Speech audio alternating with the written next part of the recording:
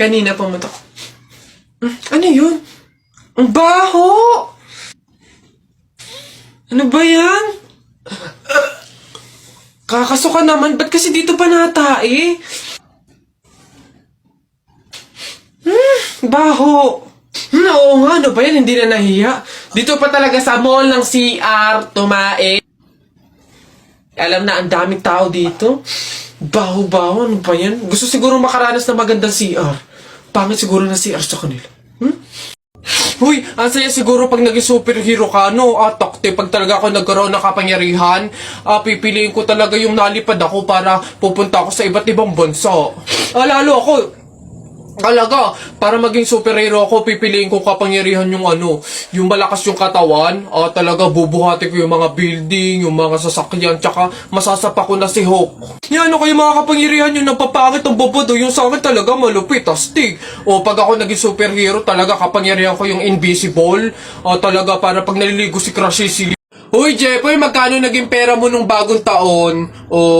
Madami akong naging pera. Nung nagpanabog sa amin, dami kong napulot na barya eh. Tapos meron pa 100, may 20, tsaka 50, ba't ang yabang mo? Parehas lang naman tayo. Ganyan din naman yung naging pera ko nung bagong taon. Yung sa akin nga, iipunin ko para may pambili ako ng madaming pellet, tsaka sapatos, tsaka damit lalo sa akin. Lalagay ko pa nga sa alkansya para maipon na maipon. Dumami pa lalo yung pera ko Bili na kayo, bili na kayo. Scramble, scramble! Hoy, scramble! Tara, bili tayo! Tara! Anak. Ay, nay. Bakit? May hawak bang pera sa kabaong yung lolo mo? Wala po, nay. Bakit po? Ay, lagyan mo. Pamahiin kasi yun na dapat may hawak na pera sa kabaong yung namatay. Pinakapamasahin niya na kasi yun sa langit. Sige po, nay. Ay. Ito po, lo. Pamasahin niyo sa langit. Ingat.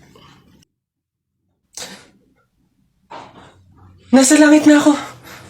Ay, opo, tay. Kasi sinunod po ng pamilya niyo yung pamahiin na dapat may hawak kayong pera sa kabaong para may pamasahe kayo dito sa langit.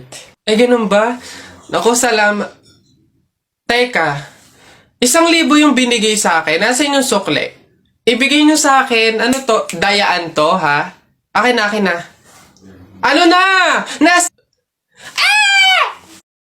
Sa baba... Kainin mo na kasi ito, babe. Ayoko.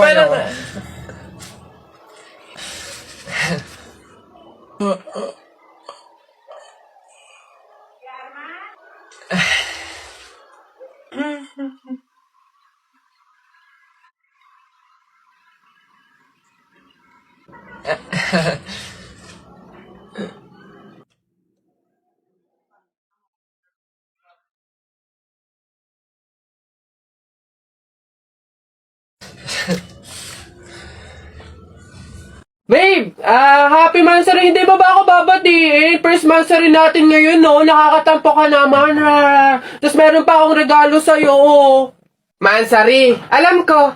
Di ba butas yung panty mo? Ba't hindi na lang yun yung pinabili mo ng mga yan, ha? Alam na, butas yung mga panty na yung mga regalo pa naisip bilhin. Babe, naambol pa silong naman ako. Di ba may payong kang sayo? Ang sabi ko kasi sa'yo, magdala ka ng payong kasi uulad mamaya. Tama, wala ka tuloy magamit. Ang hirap kasi sa inyo, gusto nyo lagi yung sweet moment, yung makikisukob kayo sa amin. Hindi to kay drama. Bahala ka sa buhay mo. Babe, ano ba? Kanina pa ako nagugutom, kumain na tayo. Ay nako, tapos ako kumain. Ikaw kanina pa kita inaaya, kumain, ayaw mo ang arte mo. Gusto mo kasi lagi yung mga may sweet moment pa, bebe pam. Ikaw yung unang susuyuin kumain. Tapos, sabahin mo ako. Arte nyo, bahala ka, magutom ka dyan.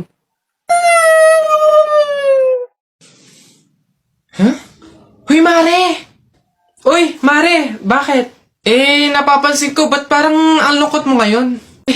Nako, Mare, minsan kasi naiisip ko kung makakapunta ba ako sa langit pag namatay ba ako, ganun. Sus, yun lang pala Alam mo, may solusyon ako dyan sa iniisip mo. Ha? Solusyon? Ano naman yun, Mare? Di ba mahiin? Alam mo, sabi kasi nila, 24 hours daw na bukas yung gate ng langit tuwing Pasko. So, kung sino daw yung namatay ng Pasko, swerte daw yun kasi daw, diretso na daw agad sa langit yun. So, Mare, tara na, let's G? Ha? Sira. Ay, bakit, Mare? Ipatingin mo na yung utak mo.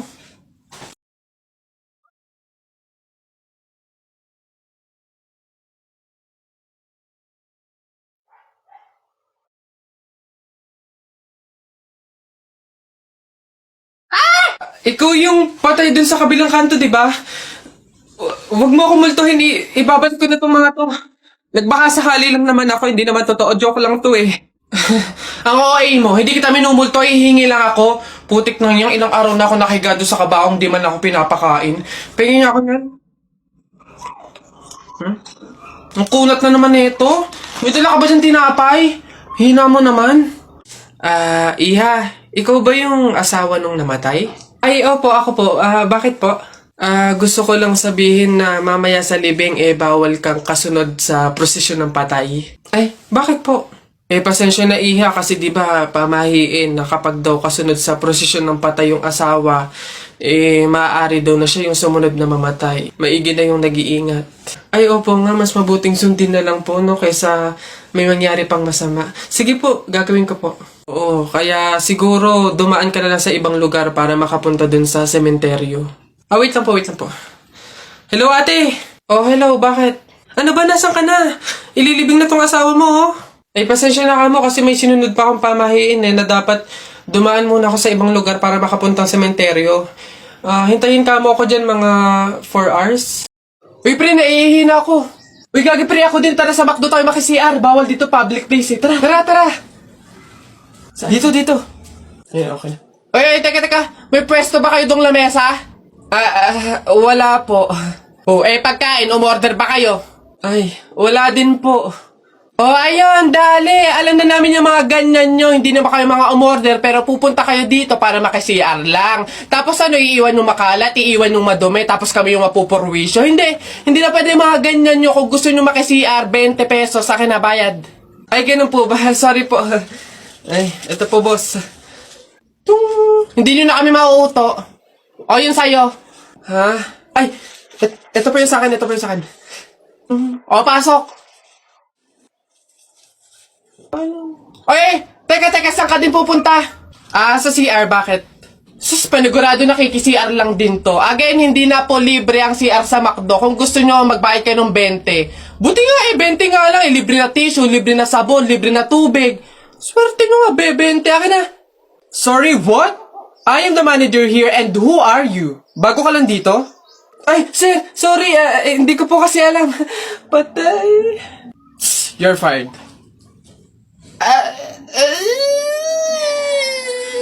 Nako, tita, condolence po. Ba't ka naman nakaganyan, tutoy? Nakaasol ka pa, alam mo namang ibig sabihin nun pag may borol, masaya ka nung namatayan kami. Baka pwede magpalit ka, ha? Balik ka na lang ulit. Ay, ganun po ba? Sige po, pasensya na po, babalik po ako.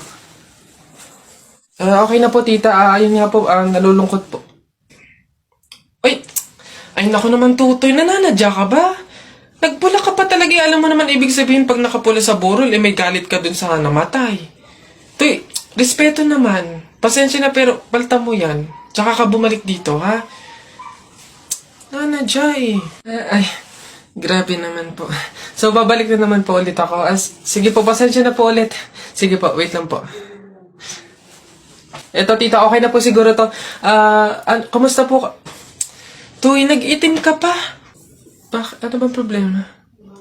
Yung itim to, sa libing pa yan. Anong pinapakita mo? Anong pinapahiwatig mo na gusto mo nang alisin to sa amin? Na gusto mo nang ihiwalay tong pamilya namin, ha? Ay, hindi naman po sa ganun, tita. Sadyang hindi ko lang po alam na may mga color coding po pala pag may burol. Hindi ko po alam na may pamahiin po pala kayong sinusunod. Sige po, balik na lang po ulit ako. Sure na po, totoo na po. Sige po. Ayan. Pagod. Okay na po to, tita. Yung grabe condolence po, nakikiramay po ako. Sobrang nalulungkot po talaga ako. Saan po ba dito yung tayaan? Doon po sa dulo. Sige po. Salamat po.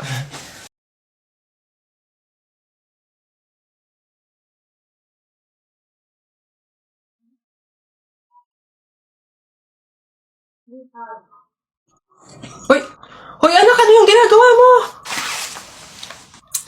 Bakit ka naman nag-uwi ng pagkain na galing sa burol ni Katay nyo? Dami naman natin pagkain dito, Nakakahiya ka. Tsaka alam mo, masama yan, ha? Ang pamahiin ng mga matatanda dyan kapag nag-uwi ka ng pagkain na galing sa burol, naku, tsak may mga kapitbahay tayong mamamatay din. Yun nga mama eh. Kaya nga ginawa ko yun. Kaya kumuha ako ng mga pagkain doon sa burol at dinala dito sa bahay natin para mamatay na yung mga kapitbahay natin. Lalo na yung si Aling Marites. Alam mo ba ma? Sabi, narinig ko, hindi ka na daw virgin. Anong sabi? Hindi na ako virgin? Kumuha ka ng karton tsaka ng sako. Pumunta tayo sa burol ni Katen. Yung kunin mo lahat ng pagkain doon. Tao po! Ay! Tao po! Ano ba yan, Nay? Nakakatakot naman yung mga tahol na aso. Oo nga, anak, Diyos ko. Alam mo ba, pamahiin yan. Kapag daw tumatahol yung aso sa gabi, may kapitbahay daw na mamamatay. Diyos ko, sana naman si Marites. Puro na chismis yun eh. Tao po! Tao po! Diyan kayo!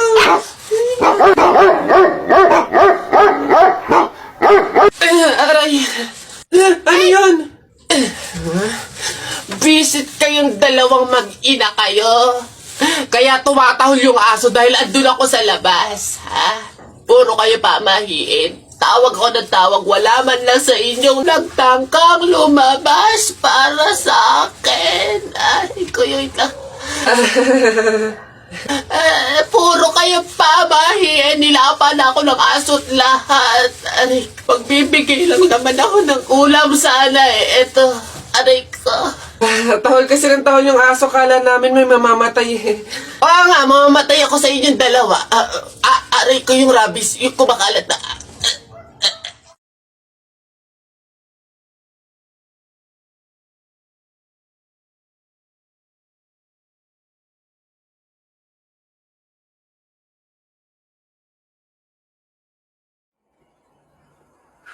Oh, ma! Oo, pinapapak na naman yung gatas ni Bunso. Oh? Sige. Ubusin nyo ha. Ubusin nyo. Wala na akong pampili. Sasabi ko sa inyo ha. Paano naman nasabi? Paano naman nabili? May kulala ka. Ubus nun. Mukha mo, pakit-pakit nga ng lasa ng gatas. Tapos kakainin ko. Oto, palabinta ko pala eh. Ayun ho. Ayan, magandang hapon po sa mga viewers natin dyan. Ano ho? Nandito po kami ngayon sa reunion ng aming pamilya. Eh, kung makikita nyo, ayan ho ang mga handa naming pagsasalu-saluhan mamaya. Eto nga ho, yung baboy na kinatay namin kagabi. Tsaka yung, uy! Kuya Alfred! Kaway naman dyan! Live tayo! Yan, ayos. Ayan ho, ngayon, kasama po namin makikita nyo dito sa live natin sa Facebook yung kamag-anakan ho, mga angkan, mga pamilya, mga pamangkin ho. Ayan. Magkakasama po kami ngayon sa aming reunion ng pamilya.